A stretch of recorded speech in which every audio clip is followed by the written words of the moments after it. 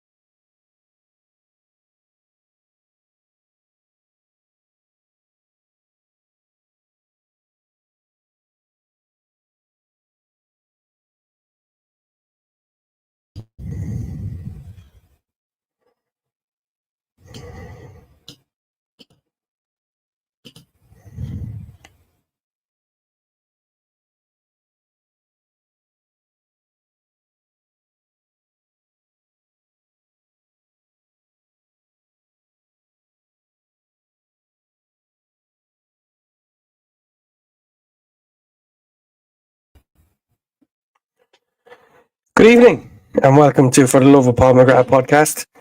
Paddy here. Neil is on the way, maybe. Oh, we got you. Neil is here. I don't know. Am I very loud? I'm not hearing you where I should be hearing you. Give me 2 seconds. It'll take me out. I'll take myself out and I'll be back in a second. Okay. We'll give him a second there and see how he gets on. I hope you're all well on this not too bad Saturday evening here in Ireland. It's warm and a little bit of rain. What's it like where you are, Neil? Nice and dry, I hope. Yeah, I'm inside the beer garden. I am. I'm actually out in the elements now, but it's dry. I just hope you can't hear the music behind me. I know it's noise cancelling, okay, but it's really loud where I am. So I hope you guys can't hear it. But I can only hear you, so I think you're fine. Oh, superb! That's a result because I was at a wedding, an Irish wedding yesterday, which is fantastic. I loved them, and long may they continue. I go this way, actually. Sorry, that way maybe. I don't know. Does that make a difference? Yes, it does. So I was at an Irish wedding yesterday, and I went to bed at about 6:15, and I was up again at 9:15, and I'm now here. So that's so anything could happen tonight. You're still going anyway. Yeah. HSS says please Black Eyed Peas, I think. Yeah, that's what's playing behind me. Yeah, but I hope you can't really hear it much. I can't hear it at all. So the HSS must have you in surround sound there. Maybe so. I do apologize. I can't see the team, so Paddy, I'm 100% reliant on you for that at the minute. But I'm looking forward to tonight. So I have commandeered a bar, essentially a pub in Limerick, and they're putting on the game for me because I may have signed into my less than legal account on their on their system, and they're going to play in the Columbus Crew Aston Villa match for us here tonight. So this is going to be good. I hope they're still serving beer by the time it comes on. There's no need for their less than legal. You can go on to your AVFC. Oh, it's AVFC. Sorry, yeah, you're right. So it is actually 100% legal. 100% legal. 100% legal. Ronan Ward said I look like a pint of Guinness. Well, that's because I probably am a pint of Guinness at the minute. There's people here behind me. There's trouble behind you, Neil. There's the resident. Oh, shit! I just spilled the pint all over myself live on TV. This ain't going to work like that, but it might work like this. Anyway, no, we're fine. I'm drenched. Now you're covered in Guinness. I am, yeah, but sure, how you look. That's fine. So, what are you expecting tonight, Neil? I'm expecting a 60-minute turnaround for a lot of players tonight, just to put more minutes in the legs and then freshen it up. Then heading into the last half an hour. Yeah, look, I'm expecting a kind of look. At the end of the day, look, most professional football teams, and I say most because not all of them do this, but most professional football teams will manage minutes. They will they'll have all the sports science at their availability, but they'll also have to marry that with the tactical kind of cohesion that a manager might want. So I think today is going to be really interesting. I think we're going to see minutes for the likes of JJ. I think we might see minutes for the likes of Buendia tonight, and I hope we do, because we've seen them. Jesus Christ, we've seen them training with the team so far, and I hope we see minutes for them, because I think the fans want to see those minutes. The big thing for me, Paddy, today is, and for this whole tour, is that, like, a lot's been made recently of the two centre halves. There's only two senior centre halves with gone on the tour today, or on the tour with the squad, and it's going to be interesting how they work that and who maybe plays as a centre half over the next coming 2 or 3 games. So that for me is going to be really interesting, I think. So you're saying that the two senior centre halves are Carlos and Torres? Will that be correct? Yeah. Now, who knows? I don't know if Kans is going to join them or whatever, but Mings isn't there. I think that's the big elephant in the room. Is Tyrone Mings isn't ready for this. Tyrone Mings mightn't be ready until Christmas, and that's huge for Villa. Do they need to reinvest there? Do they need to, or do they know something we don't know? Like that to me is a big talking point. Yeah, I know. You say he's not going to be there till Christmas. We don't know exactly how long he's going to be, but he won't be ready for the start of pre-season, I'm sure. But I envisage he will be included as a part of our squad and probably named in the squad, because he will have minutes under his belt before the season starts, I would imagine. But maybe not with the first team. Maybe a behind closed doors friendly, which usually happens in the week before the season starts. But we're a couple of minutes away from the start of the season. They went to great pains of sending us the squad list of who's in America, so we know for a fact that we're not going to see anyone arrive at the back post like an Ollie Watkins or an Ezri Konza or an Emi Martinez this evening. They've already told us that, so I'm not expecting any surprises or any. When I say surprises, as you say, JJ or Emi Buendia might be a little bit of a surprise for us, and that'll be a welcome surprise, given the two of them had very Buendia went down very, very early last season, and then we lost JJ, who basically had a stop-start season and didn't get a good run.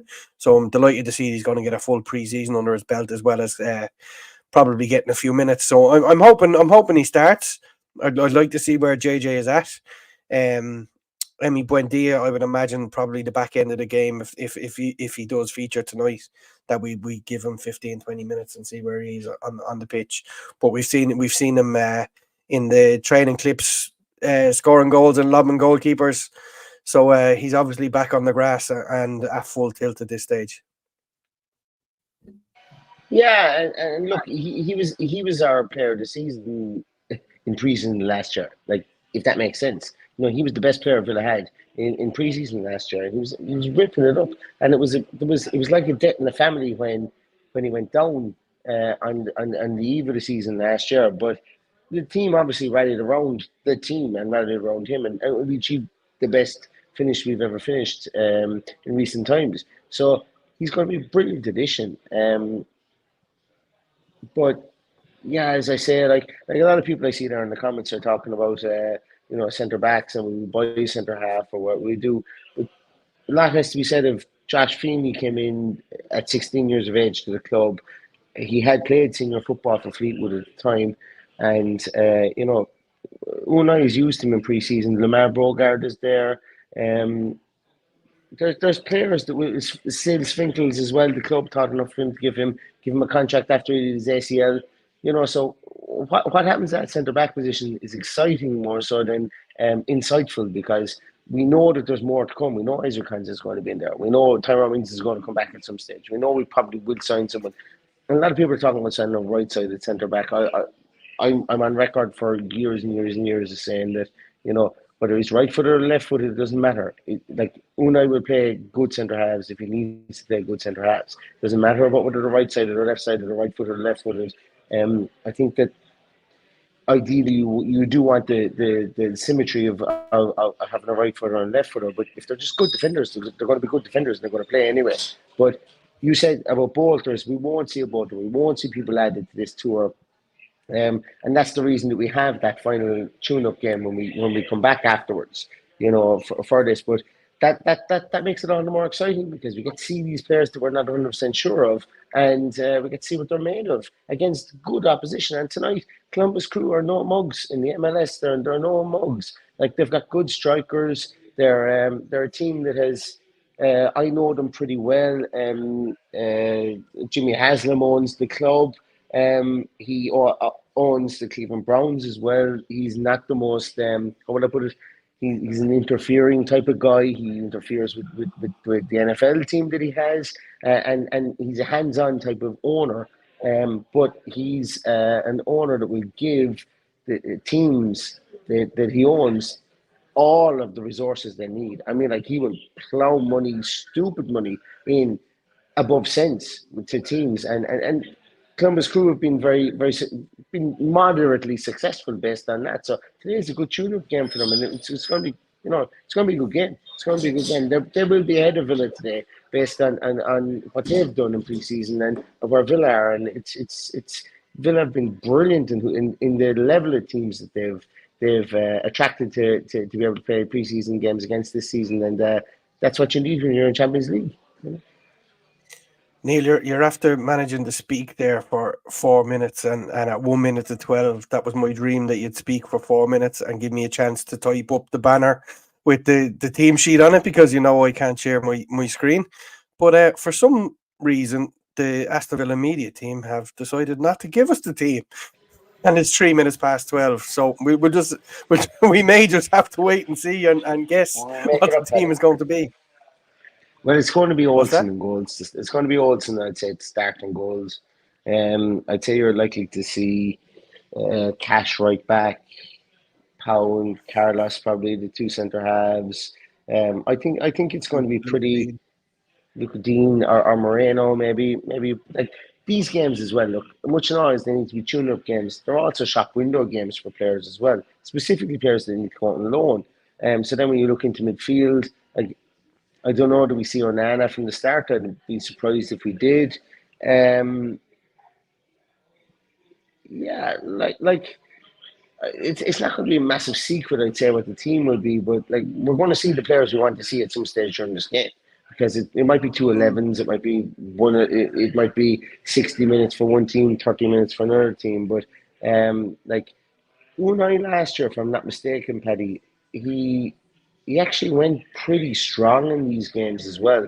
I remember coming down on the bus after the McDonald's All-Ireland last year, and we watched the first pre-season game as well, and we were actually, if I remember at the time, the team was really strong. Now, granted, we do have a lot more international players that have gone on to play in Euro 24 this year and aren't available, but I still think he'd probably go strong and make his subs in game. But one person we know that won't be there, Paddy, is Jhon Duran, and he's like Paul has played a shovel here. He's pretty much taking the piss at the moment. But Villa are playing hardball on his exit, and they're not going to let him go just because he's trying to force a move. They're not going to let him go unless they get what they want.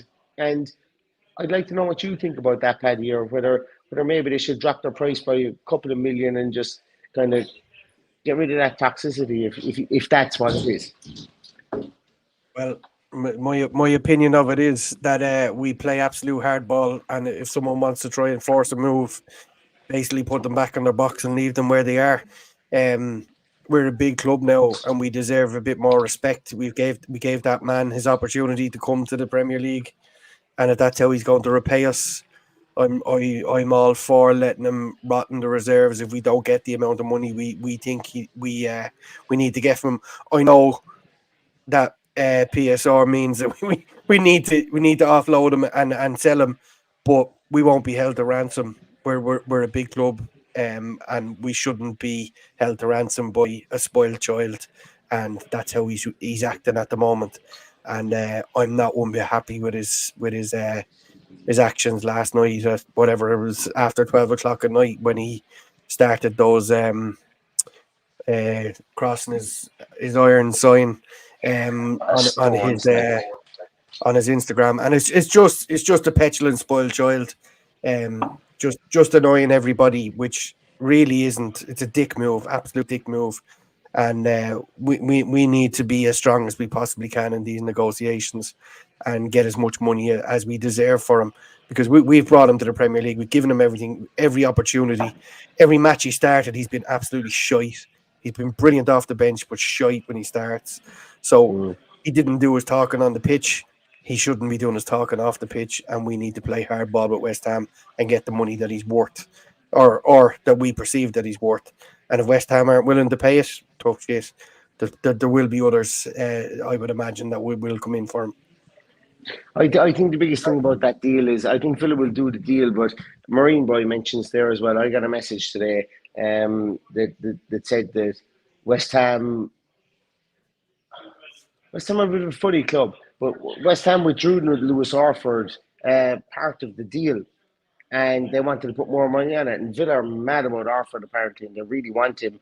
And they withdrew that, and Villa went, no, go pound sand. Villa were willing to do the deal, as far as I'm aware. Villa were willing to do a deal. They just wanted to get to like maybe 35 in Orford and do a deal then. And West Ham withdrew Orford, and Villa went, okay, well, look, at the end of the day, come back to us. If you really need a striker, and they do, come back to us with the offer we want, and we'll figure it out together, So, like, he's a captive. He's a captive player at the moment. Villa don't need to sell him. They can let him Winston Bogart this out, but I think Villa will sell him at some stage, Paddy. And you're right. Like, Villa should play hardball because they shouldn't be dictated to by a 21-year-old player who's yet to prove that he's as good as he thinks he is. And Villa want to get what they need out of this, and they will, I think, because I think that West Ham will need to do a deal because, like, he's a good striker. Don't get me wrong; he's got great potential, and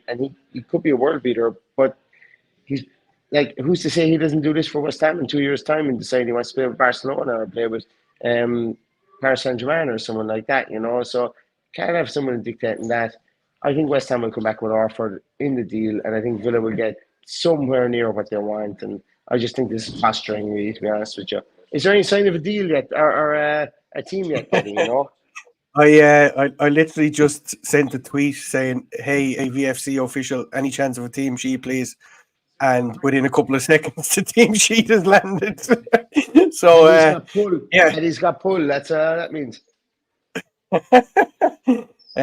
So I'll read out the team there to you now. In goal is Joe Gauchi, Nedeljkovic, Feeney, Torres, Moreno, Baranachea, Barkley, Illing Jr., Rogers, Archer, and Bailey.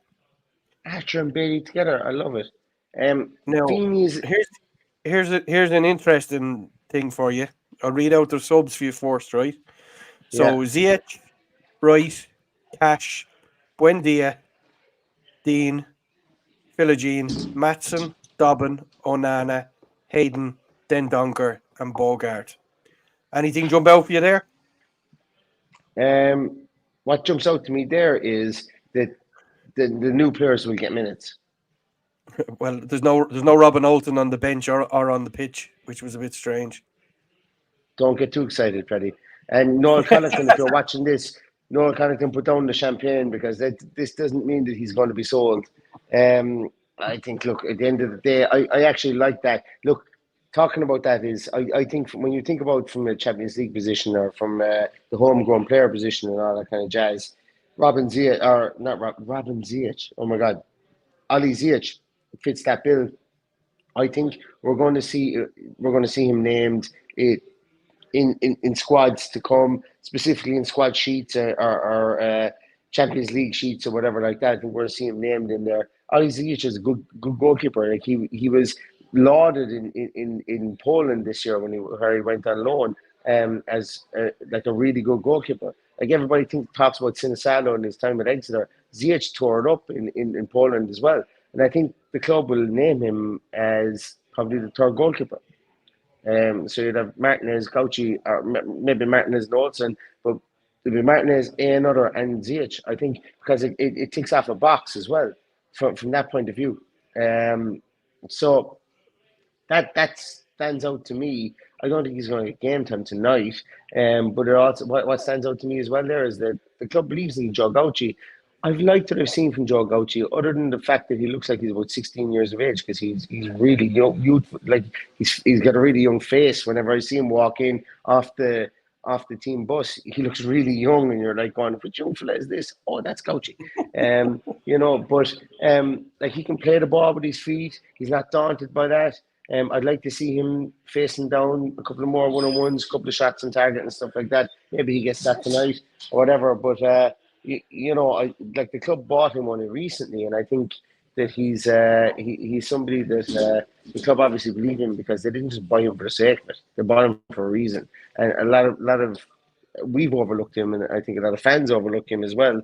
And good to see him getting his game tonight, and whatever happens from there on, and then I suppose it'll be interesting to see if there's two teams. Ian Matson on the bench is brilliant. I think we see Matson at some stage. I think we see Onana at some stage. I think we see like Barnechea inside there. It's great to see. He's been a huge plus point, like great distributor of the ball, great pivot player. We've got Morgan Rogers, who's been like the player of the season for us so far in off season, and Archer's going to play up top. So look, Villa fans should be excited about this. They really should, because they're the players we wanted to see, and we're seeing them. So look, hey, it's that simple, Yeah, like that's the only surprise for me. We've got a potential second half team with Onana in it. Looking forward to seeing him get more minutes under his belt as well. Buendia obviously is listed on the bench. Philogene back in. Matson is in there. Dobbin is in there. Ken Kessler, Hayden, then Donker and Bogard. So there probably will be wholesale changes, and probably a complete change at some stage. You're right to say that they've got great plans for Oliver Ziyech as well. He was sent out on loan, had a really good loan, as did Sinisalo. And I watched Sinisalo make his well, it might not be his debut, but he played for Celtic tonight against Chelsea. In the second half, he came on for Kasper Schmeichel. So we've gone through an awful lot of young goalkeepers. It would be great to see that one of them would step forward, and who knows, maybe we don't need to replace Robin Olsen. Look, I'm not gone all in on Robin Olsen. I just don't think he's a Champions League goalkeeper for us, and we're going to need an upgrade. So there's a lot of people saying, why do we hate him so much in the comments? I don't hate him. He had a couple of great games, but we just do worry a little bit. Before we go any further, Neil, Matt Hallinan, thank you very much. Stephen Doyle, you're an absolute star. Thank you all very much. And Ken, thank you so much for getting involved and for making a donation to the podcast. And while you're all there, please do put a like in the it won't cost you anything, and if you're not already subscribed, there's nearly 1,000 people in there. Please do subscribe to the channel. Ronan Ward also says we are, for some reason this is very slow, Neil, but we're also missing Louis Barry. Yeah, so I meant to say that around. Yeah, he's somebody I've been impressed with so far this off season. So that to me is kind of is a strange one.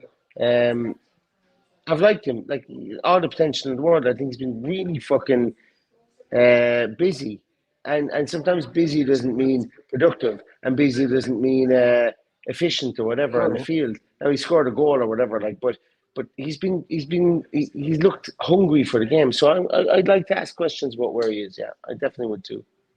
They're saying he didn't travel. Everybody is saying there he didn't travel. So I didn't pay enough notice to the squad, did I? Yeah, I haven't. Like I've been off the grid for the last 48 hours, like tending to killing my liver. But I don't know what the squad is. I'm going to be honest with you. I haven't seen Twitter about the squad or anything like that. I just know about the centre back pairing. He slipped through the wreck. No, there's a lot of talk that the club really wanted him just to go on loan anyway. Birmingham wanted to bid big money for him. When I say big money, I mean like it was 4 million for him. But I don't think he's going to go to Birmingham on a permanent deal, and we'll see what happens with him because very talented player. Yeah. Look, there's only so many we can name as well on the 11, obviously, plus the bench. Obviously, John McGinn, Yuri Tielemans are in the squad, and they're not in the squad, but they're in the travelling party. We've established that Louis Barry didn't travel. I can't just really put my finger on anyone else that isn't in the squad, but like that's the main ones that we've covered there anyway. There will be obviously wholesale changes at some stage. Who are you looking forward to seeing tonight, Neil? Lamar Brogard is what I'm looking forward to seeing. I hope he gets game time because I think he's on the bench, isn't he? He's on the bench, yeah. Yeah, I'm looking forward to seeing him get game time. Villa seem to be very happy with him. Seem to invest in a lot of time. Looks way bigger than I thought he was, as in taller. But I'm looking forward to seeing him, whether it's in the centre back position, right back position, or even centre midfield. Is somebody? But Barnechea, I'm looking to see if he is the real deal. Can he spray the ball around against more athletic midfielders or whatever? Ross Barkley, I'm looking forward to seeing. And look, at the end of the day, everybody's expecting Cameron Archer to be fucking sold again. But why can't he be the next Jhon Duran? Why can't he bang a few goals in? So I'm looking forward to seeing him as well. Yeah, so that's it. Yeah. Yeah. And look, there's plenty. I think for me, Barnechea, he's given him every opportunity to force his way into the thinking for the season ahead. He started him. I think, if memory serves me correct, he's played 45 minutes in the previous games, and he starts again tonight. Obviously, the pressure there is that Onana is in there, and he'll be looking at Onana potentially to be doing the Kamara role, and somebody else to do the Dougie Luiz role. So there's a lot of play over the next 3 weeks, and it'll be interesting to see. Nedeljkovic is the one I'm really looking forward to watching tonight. His cameo the last day has really whet the appetite for the season. So while he's not a new signing, he certainly feels like a new signing because we sent him straight back out on loan, and you know he has really impressed me in his first 2 outings for the club. So fingers crossed he does exactly the same this evening and has a good one and forces his way into that. Chris, thank you very much as well. We send you a point there, Neil, for this evening. I mute my mic in the middle of because I'm actually in the smoking area of a pub, so there's a lot of people in heart to hearts, and I don't want anybody else's dirty laundry being aired on fucking live TV. So yeah, it's a bit of a dangerous time to be doing a live. Exactly, and Paddy, with that in mind, I think I'm going to go because because this is filling up a small bit here. But listen, I think Villa are going to do well tonight. I think it's going to be a good run out. A lot of people have mentioned a couple of things there about a couple of players, and especially Louis Barry, no Carlos on the bench. JJ is a bit of a disappointed he's not there. But remember, this is the tune-up game for Leipzig. Then you've got Club America. You've got a lot of good games to come. This isn't the definitive preseason friendly. It's all building up. It's all about building up, and today there's going to be minutes and legs for a lot of players, like Safini, like Bogard, hopefully get on, and Barnechea and those likes, and Barkley. So take it for what it is and sit back and enjoy it. And look, at the end of the day, if Villa win 3-0, perfect. If Villa win 1-0, perfect. If Villa draw 0-0, perfect. It's all about fitness. That's what it is tonight. But I'm going to leave you and love you on that one, guys. And yeah, I'll be a bit more coherent and a bit less alcohol fueled next time you see me. Okay, well, we got 29 minutes out of that, which is a bit of a record, considering Neil was in the smoking area after 12 o'clock at night. So I think we did okay. But thanks for the 1,000+ people for joining us tonight. As we said, if it's your first time in here, please do subscribe, give us a thumbs up, and we're glad to have you. Come back during the week when we talk about this game and everything else that's happening in Villa, and we will we'll be happy to let you know about everything that we do on this podcast. But I'm going to leave you. It's 12:20. It's 40 minutes to kick off. I'm going to maybe have another beer and try and keep myself awake to get through this one. But all that's left to say is look after yourselves, enjoy the game, stay healthy, and up the Villa.